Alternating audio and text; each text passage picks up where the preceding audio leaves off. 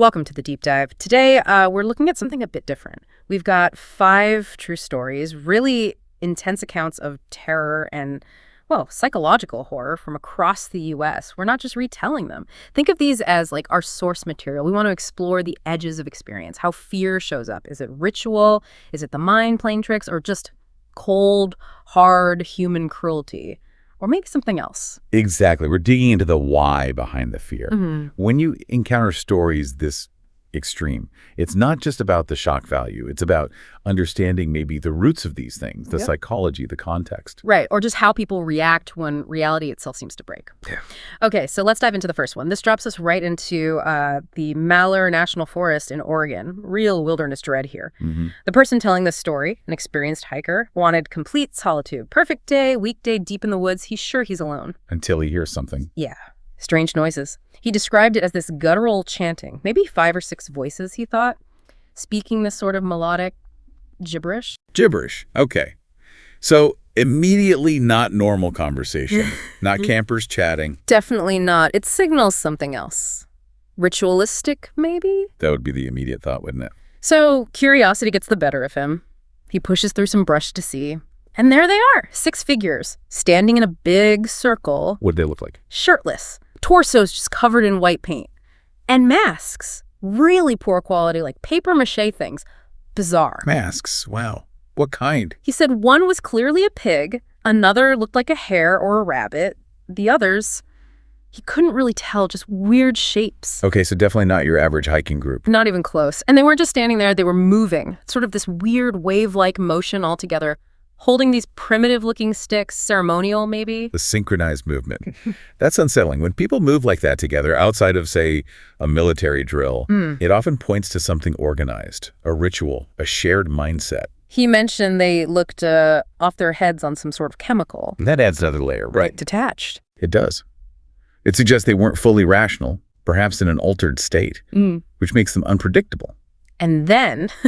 the moment of contact, the one in the, quote, bootleg white rabbit mask spots him, points. Oh, man. And the whole circle just turns in unison, staring right at him. Chilling. Absolute chilling.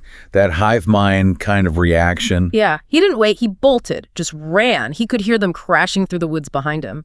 Twigs snapping, rustling, and wild screaming. Screaming. Not just chasing, but screaming. Yeah, wild screaming. He's running flat out for his car, heart pounding, I imagine, but it gets worse.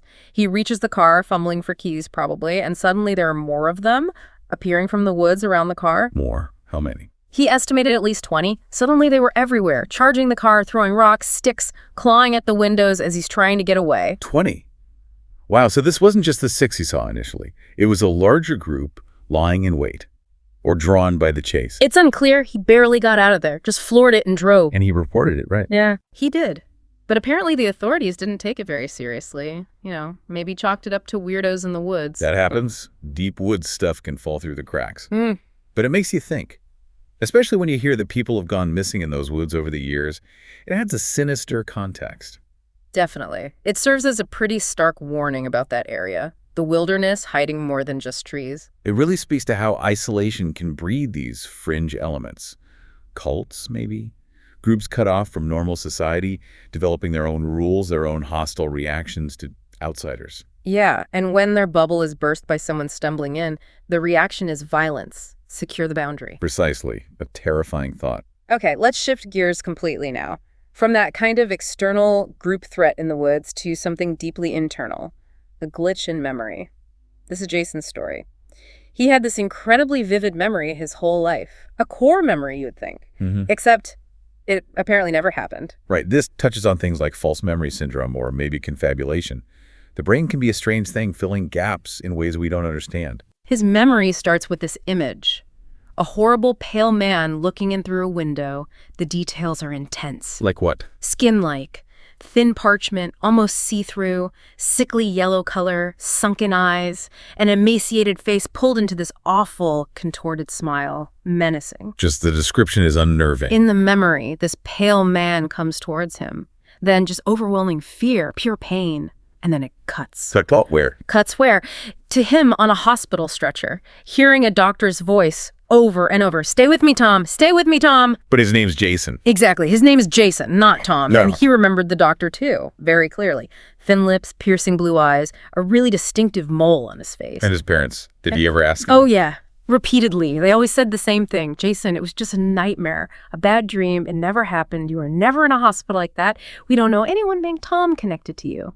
So for years, he just lives with this incredibly detailed memory of something everyone insists is fake. Until he's 18, living in Chicago now, years later. He goes to a local hospital for something minor, totally unrelated. Right. He's in the waiting room. A doctor comes out to call the next patient. Jason looks up. Don't tell me. It's the doctor from the memory. Older, sure, but unmistakable. Same eyes, same thin lips, same mole. No way. That's, coincidence. A doppelganger. That's what Jason tried to tell himself. He even asked the doctor nervously, have we met? Did you ever live in Texas? Because that's where Jason grew up, where the memory was supposedly set. And the doctor. Denied it completely. Never lived in Texas, didn't recognize Jason at all. Said Jason must be mistaken. Okay, so maybe it is just an incredible coincidence. A trick of the mind latching onto a familiar face. Maybe. Jason tries to brush it off. He finishes his appointment, walks out of the examination room. Yeah. The doctor calls the next patient's name. Sitting right there next to where Jason had been waiting is this huge guy, like 6'6" at least, buried in a newspaper. The man stands up, folds his newspaper, and Jason sees his face. Let me guess. The pale man. From the memory, same sunken eyes, same emaciated cheeks, skin like cellophane, looking exactly the same, hadn't aged a day. Oh, come on. That's impossible. Both of them. In the same place. Yeah. Years later. That's what Jason saw. And then the final blow. As this tall, pale figure walks past Jason towards the doctor's office, he looks down at Jason, smiles that same horrible, contorted smile from the memory, and says, "Good to see you again, Tom." Whoa. Okay, that changes everything. It wasn't just Jason's memory. How could they both be there? Both recognize him or someone they think is him. Yeah. And use the name Tom. Exactly. If the event never happened, how did he know those two specific faces? And why did they seem to know him and call him Tom? In a city hundreds of miles away from where the memory took place. It completely destabilizes everything. Your memory, your identity, who is Tom. Did something happen that was so traumatic his mind blocked it but kept the faces? And the name. It forces you to confront the idea that maybe your own past isn't what you think it is. That core parts of your identity might be built on something else, something hidden. That's a terrifying thought. The fear of not knowing who you really are. More frightening than any ghost, maybe. It is. Which brings us, maybe unexpectedly, to our next account. This one isn't about ghosts or memory glitches. This is about pure, calculated human cruelty. Organized crime kind of cruelty. Right, shifting from the inexplicable to the all too explicable, but no less horrifying. This comes from Nevada during the Las Vegas casino boom era. The source is the narrator's grandfather. He was apparently a mid-level figure in the mob back then. And he confessed these things later in life. Yeah, late in life. Trying to repent, I guess. This story is, well, it's about making an example. Okay. So 3 guys in the outfit got caught stealing from the boss. Big mistake. The boss decided their punishment needed to send a message, a permanent one. They rounded up the 3 thieves, bound them, gagged them, then drove them way, way out into the Nevada desert, along with about 14 other henchmen, including the grandfather, as witnesses. Intimidation through participation. A classic tactic. Once they were miles from anywhere, in the middle of nowhere, the boss did something unexpected. He had their hands and feet untied. Untied? Why? He tossed them shovels and forced them to dig 3 holes, deep holes. The grandfather specifically mentioned they were told to dig them deeper than they were wide. Oh, no. I think I see where this is going. Forcing them to dig their own graves, the psychological torment of that. Exactly. Once the holes were dug, the 3 men were forced in at gunpoint. Then the henchmen again, forced participation, started filling the holes back in, packing the dirt and sand tightly around them. Until only their heads were left sticking out of the desert floor. Buried alive, upright, gagged, unable to move, unable to speak.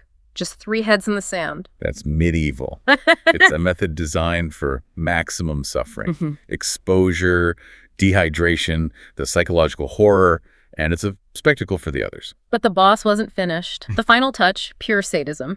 He took a bottle of water, opened it, and placed it on the ground about 10 feet in front of the buried men, just out of reach. No. Seriously. Seriously. Then he tells them, basically, this water could save you, but you're just going to watch it evaporate if the buzzards don't get your eyes first. Yeah, and that is pathologically cruel, taking away hope in the most visual way possible. Then they just left, drove back to Vegas. The grandfather said the boss was silent most of the way back. Then he turned to the grandfather, apparently just thinking out loud, and said something chilling. What was that? He said, I'm just thinking, if one of them manages to shake himself free, I wonder if he'll share it, referring to the water bottle. Wow. Just the complete detachment, the lack of any empathy. It's not even about the theft anymore, is it? It's about power, absolute terrifying power over life and death, and enjoying the process. Yeah, malignant narcissism, maybe. The need to control, to inflict maximum suffering. The grandfather knew, driving away, those men had no chance. Too far out. Their fate was sealed. It's a stark reminder of what humans are capable of. Not supernatural evil, just human evil. Cold, calculated, and utterly remorseless. Which is a different kind of horror entirely.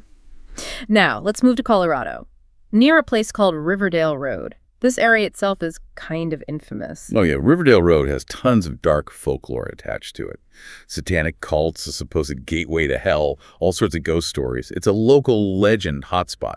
So the narrator lived on a farm near there. When he was about 14, this story begins, a dog wanders onto their property. Just a stray. Not just any dog, a huge Doberman, but it was wrong. Diseased looking, covered in blisters, fur patchy and gray like it was decomposing. I love it. And its eyes, stark white, like it was blind but unnervingly white. Okay, that's already deeply unsettling. The narrator's father, seeing the state it was in, worried about his livestock and, probably thought he was doing the humane thing, he shot the dog, ended its suffering, and buried it. A grim task, but understandable on a farm. End of story. Not quite. That night, the family is woken up by furious, aggressive barking. Barking. From where? Right outside. In the exact same spot where the Doberman had been earlier, they look out, and it's the Doberman again. The same Doberman. How? Identical, diseased, decomposing looking. But there was one difference. The eyes. Still stark white, but now they were shiny, glowing, like moonlight reflecting off them or shining from within. Glowing white eyes. Okay, now we're definitely leaving stray dog territory. The father, probably freaked out but also protective, grabs his gun again, shoots it, again. Shot it again. Yeah.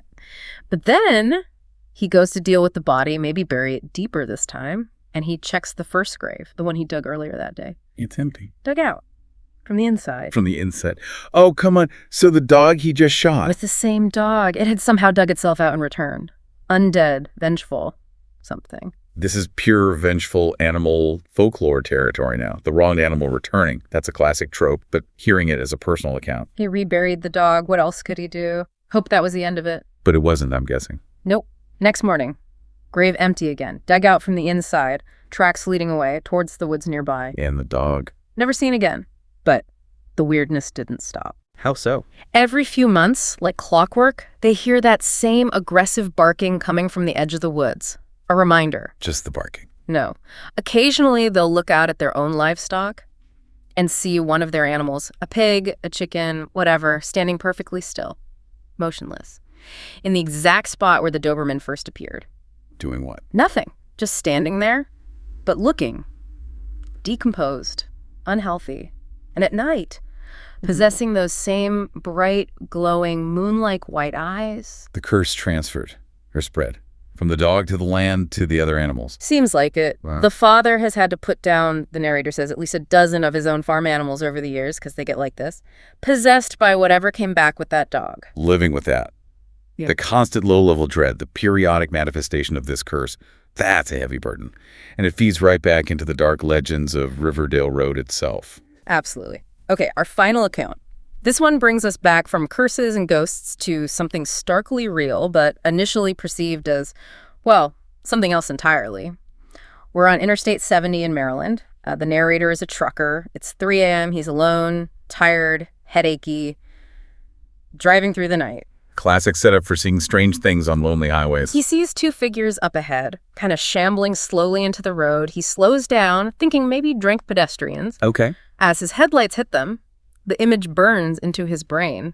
He said they looked like, quote, goddamn zombies. Zombies, really? What did they look like? Just horrific, covered entirely in red, groaning, gurgling sounds. The male figure's jaw was hanging loose, arms looked broken, skin missing or scraped raw. Oh, God. The woman, hardly any skin left on her face at all, both stumbling, seeming uncoordinated, and their eyes terrifyingly red. Red eyes covered in red, groaning. I mean, yeah, the brain tries to categorize that horror. Zombie is maybe the closest file it has. It's a pure horror movie visual playing out on the highway in front of him. But there's a twist, isn't there? It wasn't supernatural. No, not at all. As awful as it sounds, they were victims. Victims of what?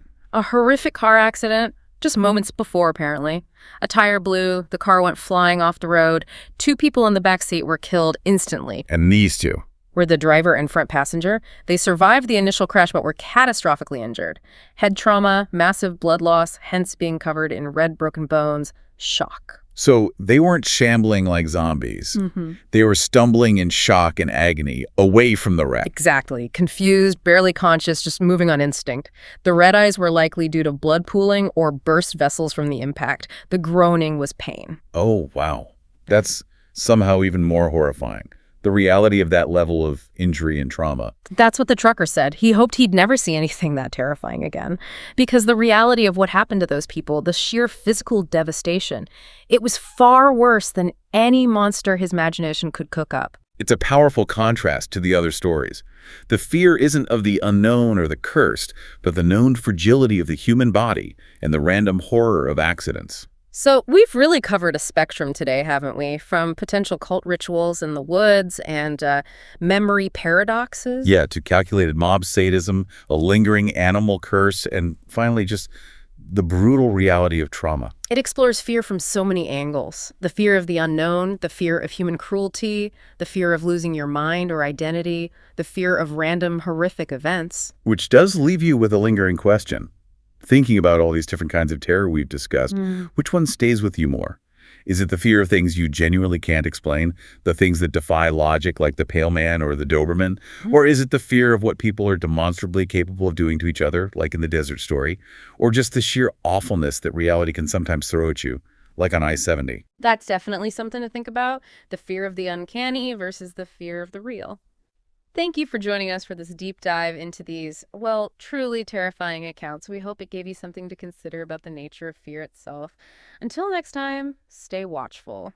And if you appreciate this kind of exploration into true horror stories, please do like, share, and subscribe to Horror Docs for more content.